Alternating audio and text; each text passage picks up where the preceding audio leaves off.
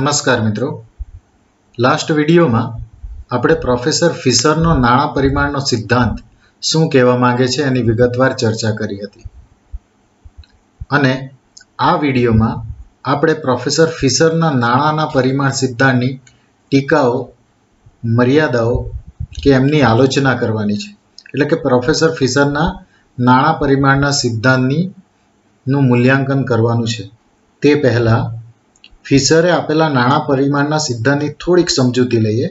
ફિશરના મતે જો અન્ય પરિબળો સ્થિર રહે તો નાણાંના પરિમાણ અને ભાવ સપાટી વચ્ચે સીધો અથવા સપ્રમાણ સંબંધ છે, જ્યારે નાણાંના પરિમાણ અને નાણાંના મૂલ્ય વચ્ચે વ્યસ્ત સંબંધ છે, જે આપણે અગાઉના વિડીયોમાં જોયું હતું. પ્રોફેસર ફિશરે વિનિમયના સમીકરણ દ્વારા પોતાના સિદ્ધાંતને સમજાવવાનો પ્રયત્ન કરેલો હતો. તેમાં તેમણે MV is equal to PT એટલે કે P is equal to MV open T, જ્યાં P બરાબર ભાવ સપાટી, M બરાબર ચલણી નાણાંનું પરિમાણ, V બરાબર ચલણી નાણાંનો ચલણવેગ, T બરાબર વિનિમયના સોદાઓનું પ્રમાણ અને ત્યારબાદ થોડા સમય બાદ બેંક નાણાંનું મહત્વ વધી જતાં એક નવું સમીકરણ આપ્યું હતું, જે આ મુજબ છે કે P બરાબર MV plus M-V open T, જ્યાં M બરાબર બેંક નાણાંનું પરિમાણ અને V બરાબર બેંક નાણાંનો ચલણવેગ. આજના વિડીયોમાં નાણાંના પરિમાણ સિદ્ધાંતની મર્યાદાઓ, ટીકાઓ અથવા તેનું મૂલ્યાંકન આપણે ચર્ચા કરવાના છે. કોઈ પણ સિદ્ધાંતની બે બાજુઓ હોય છે. એક સારી બાજુ, જેને આપણે ઉપયોગિતા કહીએ છીએ, અને બીજી બાજુ જેને આપણે નબળી અથવા મર્યાદાઓ કહે છે. આ સિદ્ધાંત ભાવોમાં થતા પરિવર્તનથી નાણાંના મૂલ્યમાં આવતા પરિવર્તનોને યોગ્ય રીતે સમજાવવાનો પ્રયત્ન કરે છે. બીજી બાજુ તે નાણાંમાં સ્થિરતા અથવા નાણાંના મૂલ્યમાં સ્થિરતા લાવી ભાવ સપાટીમાં કેવી રીતે સ્થિરતા લાવી શકાય તે માટેના ઉપાયો અંગે પણ માર્ગદર્શન પૂરું પાડે છે. તેમ છતાં તેની કેટલીક ઘણી બધી નબળી બાજુઓ પણ છે, જેની ચર્ચા આપણે અહીં કરીશું. સૌપ્રથમ પહેલું છે કે સનાતન સત્ય હકીકત. પ્રોફેસર ફિશરે કુલ નાણાંનું પ્રમાણ એટલે કે MV is equal to PT બરાબર એટલે કે વસ્તુ અને સેવાઓનું મૂલ્ય, નાણાંનું કુલ પ્રમાણ જેમાં નાણાંનું પરિમાણ ગુણ્યા નાણાંનો ચલણવેગ બરાબર ભાવ સપાટી અને વિનિમયના સોદાઓનું મૂલ્ય એ બરાબર થઈ રહે છે એમ કીધું છે. હવે આ ઘટના અથવા આ બાબત એ એક સત્ય હકીકત છે. દાખલા તરીકે ગણિતમાં આપણે કહીએ કે 2 + 2 બરાબર 4 થાય અને એમ કહીએ કે સૂરજ પૂર્વમાંથી ઉગે છે અને પશ્ચિમમાં આથમે છે, તો એ તો એક સનાતન સત્ય હકીકત છે. એટલે આ MV is equal to PT એ તો એક સનાતન સત્ય છે. એમાં કંઈક ફિશરે નવું કહ્યું નથી એવું ઘણા ટીકાકારો અથવા અન્ય અર્થશાસ્ત્રીઓનું કહેવું છે. બીજી મર્યાદા છે તેમની અવાસ્તવિક ધારણાઓ. પ્રોફેસર ફિશરે નાણાંનો ચલણવેગ V, પછી સોદાઓનું પ્રમાણ T અને સાખી નાણાંનો ચલણવેગ V એને સ્થિર માની લીધી છે. એટલે કે આ બધા પરિબળો સ્થિર રહે તો ફિશરનો સિદ્ધાંત સાચો પડે છે એવું કહેવામાં આવ્યું છે. હવે આ બધી ધારણાઓ એ વાસ્તવમાં કોઈ પણ સિદ્ધાંતની પાયા સમાન છે અથવા ધારણાઓ એ કોઈ પણ સિદ્ધાંતનો પાયો ગણાય છે. જો પાયો જ ખોટો પડે અથવા નબળો પડે તો એના પર રચાયેલો સિદ્ધાંત પણ ખોટો પડે છે. તો આ બધી જ બાબતો એ વાસ્તવમાં સ્થિર રહેતી નથી. દાખલા તરીકે નાણાંનો ચલણવેગ પણ સ્થિર રહેતો નથી, વિનિમયના સોદાઓનું પ્રમાણ પણ સ્થિર રહેતું નથી અને સાખી નાણાંનો ચલણવેગ પણ સ્થિર રહેતો નથી. તો આ ધારણાઓ જો અવાસ્તવિક હોય તો અવાસ્તવિક ધારણાઓ પર રચાયેલો સિદ્ધાંત પણ મર્યાદિત બને છે અથવા ટીકાપાત્ર બને છે. ત્રીજું છે પ્રોફેસર ફિશરે નાણાંની ફેરફાર ક્ષમતા એકમ બરાબર હોય છે એવું પોતાના સિદ્ધાંતમાં કહ્યું છે, પરંતુ વાસ્તવમાં નાણાંની ફેરફાર ક્ષમતા એકમ બરાબર હોતી નથી. એટલે ફિશરના મતે કે નાણાંના પુરવઠામાં જો 10% વધારો થાય તો ભાવ સપાટીમાં પણ 10% વધારો થશે અને નાણાંના પુરવઠામાં જો 10% ઘટાડો થાય તો ભાવ સપાટીમાં પણ 10% ઘટાડો થશે. પરંતુ આ ધારણા વાસ્તવિક છે જ નથી, કારણ કે ક્યારેક નાણાંના પ્રમાણમાં વધારો કરીએ તો પણ ભાવ સપાટી સ્થિર રહે અને ક્યારેક નાણાંનું પ્રમાણ આપણે સ્થિર હોવા છતાં પણ ભાવ સપાટીમાં વધઘટ થાય છે, એવું ઘણા અર્થતંત્રમાં આપણને વાસ્તવમાં જોવા મળ્યું છે. તો નાણાંની ફેરફાર ક્ષમતા એકમ બરાબર જ હોય છે એ ધારણા પણ અથવા એ માન્યતા પણ ફિશરની વાસ્તવમાં સાચી નથી. એ દ્રષ્ટિએ અથવા આપણે એમ કહી શકીએ કે નાણાંના પુરવઠામાં ફેરફાર થવાથી ભાવ સપાટીમાં ફેરફાર થાય છે, પરંતુ 10% બરાબર જ 10% થાય એ વાતને આપણે સ્વીકાર્ય ગણી શકીએ નહીં. ચોથી મર્યાદા છે સમીકરણના પદો એકબીજાથી અલગ નથી પરંતુ પરસ્પર આધારિત છે. પ્રોફેસર ફિશરે પોતાના સિદ્ધાંતમાં એવી ધારણા કરી છે કે ભાવ સપાટી જે પી ને નક્કી કરનારા તત્વો છે, જેમાં ચલણ વેગ અને સોદાઓનું પ્રમાણ, એ એકબીજાથી સ્વતંત્ર છે. એટલે કે કોઈ એક ઘટકમાં થતા ફેરફારની બીજા ઘટક પર કોઈ અસર થતી નથી. પરંતુ આજના જે ગતિશીલ યુગમાં અથવા ફાસ્ટ જીવનમાં દરેક બાબત અન્ય બાબતો પર નિર્ભર કે આધાર રાખતી હોય છે. તેથી વી, ટી અને એમ આ બધી સંજ્ઞા કે પદો પણ એકબીજાથી સ્વતંત્ર નથી પરંતુ પરસ્પર આધારિત જ હોય છે. કોઈ એક પરિબળમાં થતો ફેરફાર બીજા પરિબળમાં પણ ફેરફાર લાવે જ છે. દાખલા તરીકે નાણાંના પરિમાણમાં ફેરફાર કરવામાં આવે તો તેનાથી ચલણ વેગમાં ફેરફાર થાય જ છે અને સોદાઓના પ્રમાણમાં ફેરફાર થવાથી પણ ચલણ વેગમાં ફેરફાર થાય જ છે. તો આ બાબતને ફિશર યોગ્ય રીતે સમજાવી શક્યા નથી, એટલે કે એનાથી વિપરીત બાબત એમણે પોતાના સિદ્ધાંતમાં લીધી છે. પાંચમી મર્યાદા છે અસમાન પદોનો અનુચિત ગુણાકાર. પ્રોફેસર ફિશરે જે પદો લીધા છે એમાં MV = PT, જ્યાં M બરાબર નાણાંનું પ્રમાણ દર્શાવેલું છે, વાસ્તવમાં એ કોઈ એક સમયનું બિંદુ દર્શાવે છે, અને V બરાબર નાણાંનો ચલણ વેગ દર્શાવેલો છે, જે સમયનો ગાળો દર્શાવે છે. હવે M અને V એ બંને અસમાન પદો છે અને એનો એમણે પોતાના સિદ્ધાંતમાં ગુણાકાર કર્યો છે. તો એ અયોગ્ય છે અથવા અનુચિત છે એમ કહી શકાય. ધારો કે કોઈક મહેમાન કહે કે હું જૂન મહિનામાં આવીશ, તો એ એક સમયગાળાની એમણે વાત કરી દીધી છે, 1 તારીખથી 30 તારીખ સુધી, અને એમ કહે કે જૂન મહિનાની 15 તારીખે આવીશ. તો આમાં એમણે ચોક્કસ તારીખ એટલે ચોક્કસ બિંદુ, સમય બિંદુ બતાવી દીધું છે. તો સમયગાળો અને સમય બિંદુ આ બંને પદો અલગ છે. એ જ રીતે નાણાંનું પ્રમાણ અને ચલણ વેગ એ પણ બંને અસમાન પદો છે, અને અસમાન પદોનો જો ગુણાકાર કરવામાં આવે તો આપોઆપ જે તે સિદ્ધાંતનું મહત્વ પણ ઘટી જાય છે. અને એક દ્રષ્ટિએ પ્રોફેસર ફિશરના આ સિદ્ધાંતનું આ કારણને લીધે પણ મહત્વ ઓછું થયું છે એમ આપણે કહી શકીએ. છઠ્ઠી મર્યાદા છે નાણાંની માંગ કેવળ વિનિમયના માધ્યમ માટેની નહીં પરંતુ મૂલ્ય સંચયના સાધન તરીકે પણ થતી હોય છે. ફિશરે પોતાના સમીકરણમાં માત્ર વિનિમયના કાર્ય ઉપર જ વધુ ભાર આપ્યો છે. એટલે કે નાણું માત્ર વિનિમય માટે જ ઉપયોગમાં લેવાય છે એમ કહેવામાં આવ્યું છે, પણ ખરેખર તો નાણાંનું એક બહુ મહત્વનું કાર્ય છે જેને આપણે નાણાંનું સંગ્રાહક તરીકેનું કાર્ય ગણીએ છીએ, અને તેની પ્રોફેસર ફિશરે અવગણના કરી છે અથવા ઉપેક્ષા કરી છે. જ્યારે પણ નાણાંના સંગ્રહમાં ફેરફાર થાય ત્યારે આપોઆપ એમની સીધી અસર ભાવ સપાટી ઉપર થતી હોય છે, જે બાબતને પ્રોફેસર ફિશરે ધ્યાન પર લીધી નથી. એટલે માત્ર ને માત્ર વિનિમયના માધ્યમ માટે જ નાણું ઉપયોગી છે એ જે ફિશરની માન્યતા છે એ અહીં અયોગ્ય છે. ત્યારબાદ સાતમી મર્યાદા છે બિન નાણાકીય પરિબળોની ઉપેક્ષા. પ્રોફેસર ફિશરે ભાવ સપાટી પર અસર કરતા પરિબળોમાં નાણાકીય પરિબળોને વધારે મહત્વ આપ્યું છે અને બિન નાણાકીય પરિબળોની ઉપેક્ષા કરી છે. સામાન્ય રીતે ભાવ સપાટી પર અસર કરનારા પરિબળો બંને પ્રકારના હોય, નાણાકીય પરિબળો પણ અને બિન નાણાકીય પરિબળો પણ. નાણાકીય પરિબળોમાં નાણાંનું પરિમાણ, સોદાઓનું પ્રમાણ અને નાણાંનો ચલણ વેગ આ બધી બાબતો ભાવ સપાટીને અસર કરે છે એવું ફિશરનું માનવું છે. જ્યારે બિન નાણાકીય પરિબળો અનાવૃષ્ટિ, અતિવૃષ્ટિ, રાજકીય અશાંતિ, યુદ્ધ અને અફવા જેવા પરિબળોમાં ફેરફાર થવાથી પણ ભાવ સપાટી પર અસર થાય છે, પરંતુ ફિશરે પોતાના સિદ્ધાંતમાં આ પરિબળોને ધ્યાન પર લીધા નથી. એ દ્રષ્ટિએ પણ પ્રોફેસર ફિશરનો નાણાં પરિમાણનો સિદ્ધાંત થોડો મર્યાદિત બને છે. પૂર્ણ રોજગારીની અવાસ્તવિક ધારણા. પૂર્ણ રોજગારી એટલે ઉત્પાદનના તમામ સાધનો ઉત્પાદન પ્રક્રિયામાં કાર્યરત હોવાની સ્થિતિ અથવા કોઈ પણ સાધન બેકાર નથી એવી પરિસ્થિતિનું નિર્માણ. પ્રશિષ્ટ અર્થશાસ્ત્રીઓની માન્યતા એ હતી કે અર્થતંત્રમાં લાંબે ગાળે બેરોજગારી હોઈ શકે જ નહીં, કારણ કે મુક્ત અર્થતંત્રમાં પરિબળો પૂર્ણ રોજગારીનું નિર્માણ કરી દે છે. એટલે કે પુરવઠો સ્વયં પોતાની માંગ સર્જી દે છે અને કોઈ પણ વસ્તુ વેચાયા વિના રહેતી નથી.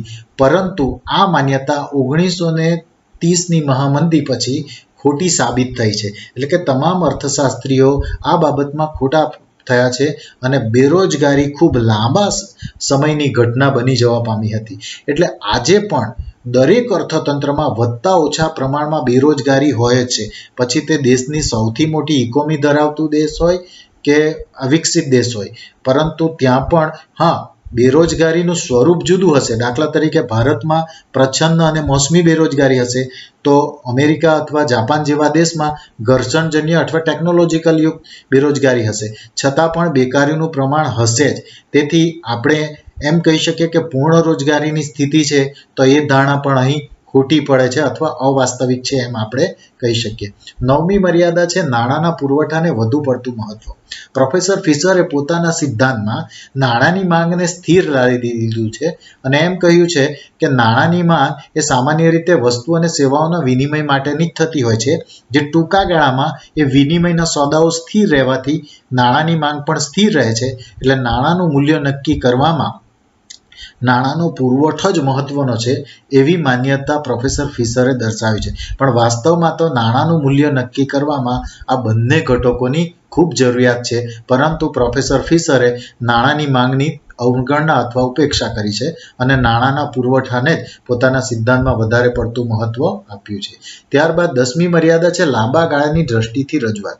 ફિશરના મતે ભાવ સપાટી પર અસર કરતા અનેક સ્વતંત્ર પરિબળો લાંબે ગાળે સ્થિર બની જાય છે. તેથી આ સિદ્ધાંત લાંબે ગાળે સાચો થાય છે. પરંતુ કેઇન્સ એમની ટીકા કરતા એમ કહે છે કે લાંબા ગાળે તો આપણે સૌ મૃત્યુ પામીએ છીએ અને આપણી સમસ્યાઓ તો ટૂંકા ગાળાની હોય છે. એટલે લાંબા ગાળાનું મહત્વ નથી, પરંતુ ટૂંકા ગાળાનું મહત્વ છે. અને ટૂંકા ગાળામાં જે સિદ્ધાંત ઉપયોગી અથવા સાચો ઠરે એ જ વાસ્તવમાં સિદ્ધાંત સાચો છે એમ કહી શકાય. અને લાંબા ગાળાનો ખ્યાલ એ આવતીકાલ જેવો છે, જે કદી આવતી નથી. ઘણી દુકાનો પર આજે રોકડા અને કાલે ઉધાર લખેલું હોય છે. તો એનો અર્થ એ નથી કે આવતીકાલે આપણને ઉધાર મળશે. તમે કાલે જાઓ તો પણ તમને આ જ બોર્ડ જોવા મળશે કે આજે રોકડા અને કાલે ઉધાર.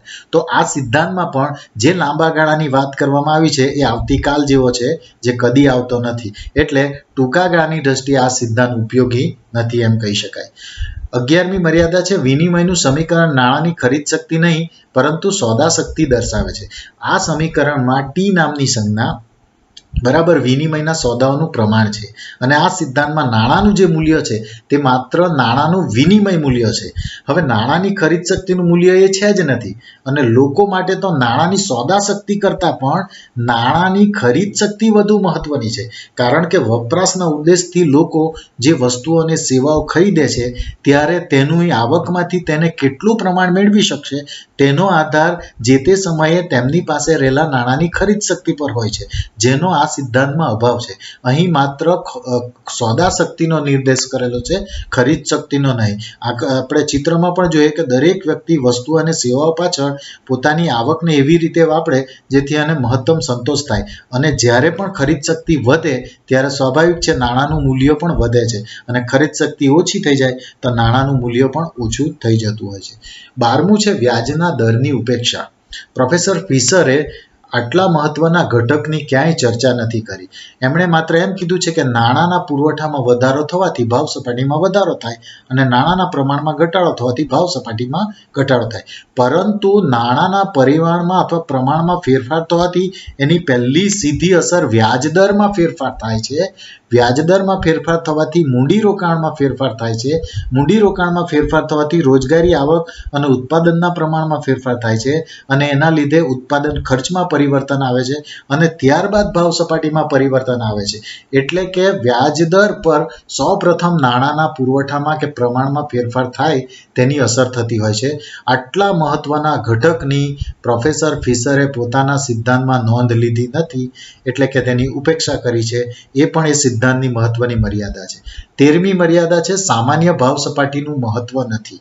આ સમીકરણમાં P બરાબર સામાન્ય ભાવ સપાટી દર્શાવ્યું છે, એટલે કે P માં બધા જ પ્રકારની વસ્તુઓના સરેરાશ ભાવનો સમાવેશ થયેલો હોય છે, જે અર્થહીન છે, કારણ કે કોઈ પણ દેશમાં અનેક પ્રકારના લોકો હોય જેઓ જાત જાતની અથવા જુદી જુદી વસ્તુઓનો ઉપયોગ કરતા હોય છે, અને તે લોકોની આર્થિક સ્થિતિનું માપ આપણે સામાન્ય ભાવ સપાટી ઉપરથી જાણી શકીએ નહીં. તેથી કેટલાક અર્થશાસ્ત્રીઓએ નાણાંનું મૂલ્ય જાણવા માટે સામાન્ય ભાવ સપાટી લેવાને બદલે વિભાગીય ભાવ સપાટી અથવા સૂચકાંક મુજબની ભાવ સપાટી લેવાનું સૂચન કર્યું છે, જેમ કે ખેત પેદાશોની ભાવ સપાટી, ઉદ્યોગ પેદાશોની ભાવ સપાટી, શ્રમિકો માટેની ભાવ સપાટી કે ખેત મજૂરો માટેની. આ પ્રકારની ભાવ સપાટી લેવામાં આવશે તો જે તે વર્ગની આર્થિક સ્થિતિનો બહુ સારી રીતે એ પ્રકારની ભાવ સપાટી દ્વારા અભ્યાસ કરી શકાશે, અને આ પ્રકારની વિભાગીય ભાવ સપાટી લેવાથી જે તે સિદ્ધાંત કે જે પરિણામ મેળવવા માંગો છો એ વધુ ચોક્કસ અને સ્પષ્ટ આવશે.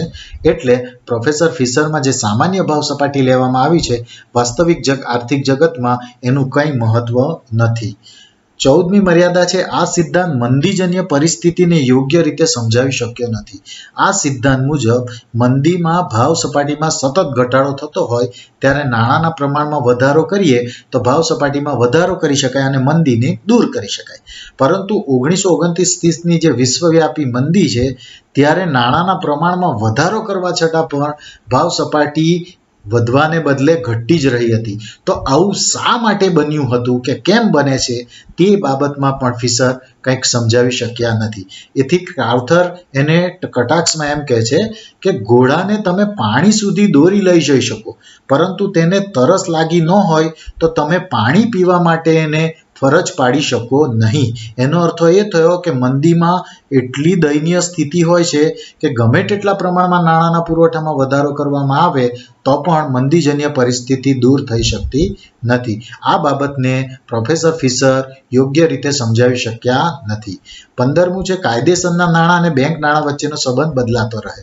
પ્રોફેસર ફિશરે આ બે ઘટકો કાયદેસરના નાણાં એમ અને બેંક નાણાં એમ ડેશ વચ્ચે સંબંધ સીધો અથવા સ્થિર છે, એટલે કે જેટલો ફેરફાર આમાં થાય એટલો જ આમાં ફેરફાર થાય છે, સપ્રમાણ. વાસ્તવમાં બંને વચ્ચેનો સંબંધ બદલાયા કરે છે. દાખલા તરીકે તેજીના સમયમાં કાયદેસરના નાણાંનું પ્રમાણ વધારવામાં ન આવ્યું હોવા છતાં પણ બેંક નાણાંનું પ્રમાણ અનેક ગણું વધી જાય, અને ક્યારેક અતિશય મંદીમાં નાણાંનું પ્રમાણ વધારવા છતાં પણ બેંક નાણાંમાં કોઈ ફેરફાર થતો નથી. એટલે કે એમ બરાબર એમ ડેશ એ ધારણા જ ખોટી છે. વાસ્તવમાં આવું જોવા મળતું નથી, અને તેને લીધે પણ આ સિદ્ધાંત થોડો મર્યાદિત બને છે. 16મી મર્યાદા છે સમીકરણના બધા પદોની ગણતરીનું મુશ્કેલ કાર્ય. પ્રોફેસર ફિશરે પોતાના સમીકરણમાં જે 5 મહત્વના પદો આપેલા છે એમાં એમ કાયદેસરનું નાણું, વી કાયદેસરના નાણાંનો ચલણવેગ, એમ ડેશ બેંક નાણું, વી ડેશ બેંક નાણાંનો ચલણવેગ અને ટી બરાબર વિનિમયના સોદાઓનું પ્રમાણ. આ બધી સંજ્ઞાઓ અથવા આ બધાનું જે પ્રમાણ છે એ કોઈ પણ સંજોગોમાં માપી શકાતું નથી. અર્થતંત્રમાં કાયદેસરનું નાણું કોઈ ચોક્કસ સમયે કેટલું છે એ જાણવું સહેલું નથી, અથવા એનો ચલણવેગ કેટલો છે એ પણ જાણી શકાતું નથી. કોઈ ચોક્કસ સમયે વિનિમયના સોદાઓનું પ્રમાણ પણ કેટલું છે એ જાણી શકાતું જ નથી. તો જ્યારે આ પદોની ગણતરી જ કરી શકાતી નથી તો એના અંદાજને આધારે અથવા માત્ર માનસિક વિચારધારાને આધારે આપણે એની ગણતરી કરીને જે પરિણામ મેળવીએ એ પરિણામ ખોટું અથવા યોગ્ય પરિણામ આપી શકતું નથી. એ દ્રષ્ટિએ પણ આ સિદ્ધાંત થોડો મર્યાદિત બને. અને 17મી મર્યાદા છે કિંમતો ઉપર વૈશ્વિક બજારની અસર. આ સિદ્ધાંત મુજબ ભાવ સપાટીનો આધાર નાણાંના પરિમાણ ઉપર રહેલો છે, પરંતુ વર્તમાનમાં તો સમગ્ર વિશ્વ એક બજાર જેવું છે, તેમજ દરેક દેશ વધતા ઓછા પ્રમાણમાં આંતરરાષ્ટ્રીય વેપારથી એકબીજા દેશો સાથે જોડાયેલો જ હોય છે. તેથી કોઈ એક દેશની કિંમતોને માત્ર તે દેશનો જ પુરવઠો નહીં પરંતુ આંતરરાષ્ટ્રીય પરિબળો અને પ્રવાહો પણ અસર કરતા હોય છે. વૈશ્વિક અર્થતંત્ર ધરાવતા દેશો એટલે કે વિશ્વ સાથે જોડાયેલા દેશોમાં જ્યારે પણ કોઈ અન્ય દેશોમાં મંદી આવતી હોય તો તેની અસર સીધી પોતાના દેશની કિંમતો ઉપર પણ પડે છે, અને અન્ય દેશોમાં જો ફુગાવાજન્ય પરિસ્થિતિ હોય તો આપણા દેશ ઉપર પણ તેની કિંમતો ઉપર અસર પડતી હોય છે. આ બાબતની ફિશરે પોતાના સિદ્ધાંતમાં અવગણના કરી છે. એટલે કે પ્રોફેસર ફિશરે વૈશ્વિક અર્થતંત્રને ધ્યાન પર લીધું નથી. અંતિમ મર્યાદા છે, ઘણા વાસ્તવિક ઉદાહરણો સિદ્ધાંતના મુખ્ય તારણને સમર્થન આપતા નથી. કોઈ પણ સિદ્ધાંત ત્યારે સાચો કહેવાય જ્યારે વાસ્તવિક કસોટીમાં તે ખરો ઉતરે અથવા એ પ્રકારની પરિસ્થિતિનું નિર્માણ થતું જોવા મળે. 1929ની મહામંદી વખતે, બીજા વિશ્વયુદ્ધ વખતે જર્મનીમાં તથા 5 વર્ષ અગાઉ દક્ષિણ આફ્રિકાના કેટલાક દેશોમાં બનેલી ઘટનાઓ આ સિદ્ધાંતના વિચારોથી તદ્દન વિપરીત હતી. તેથી આ સિદ્ધાંત ક્યાંક નબળો પડ્યો હોય તેવું જોવા મળે. વાસ્તવિક ઉદાહરણો જ્યારે જે તે સિદ્ધાંતના તારણને સમર્થન નથી આપી શકતા ત્યારે એ સિદ્ધાંત ખોટો છે અથવા એની મહત્વ એનું ઘટી ગયું છે એમ આપણે કહી શકીએ. તો અત્યાર સુધી આપણે જે કંઈ ટીકાત્મક ચર્ચાઓ કરી છે એ અગાઉના વિડીયોના સંદર્ભમાં ચર્ચા કરી છે. તો આ વિડીયો જોવું તે પહેલાં પ્રોફેસર ફિશરે આપેલા નાણાંના પરિમાણ સિદ્ધાંતના વિડીયોને એકવાર જોઈ લેવા નમ્ર વિનંતી છે. Thank you.